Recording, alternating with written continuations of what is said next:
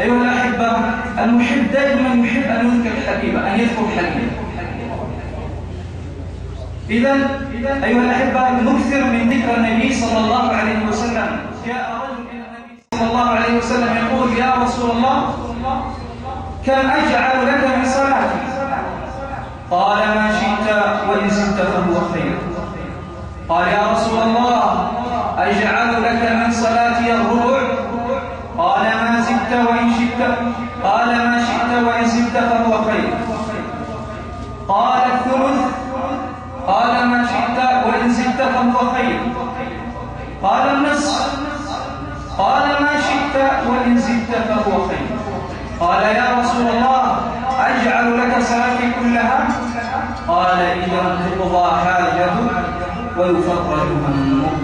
فلا إله إلا الله. اللهم صل على محمد وعلى آل محمد ما تعاقب الليل والنهار، وصل على محمد ما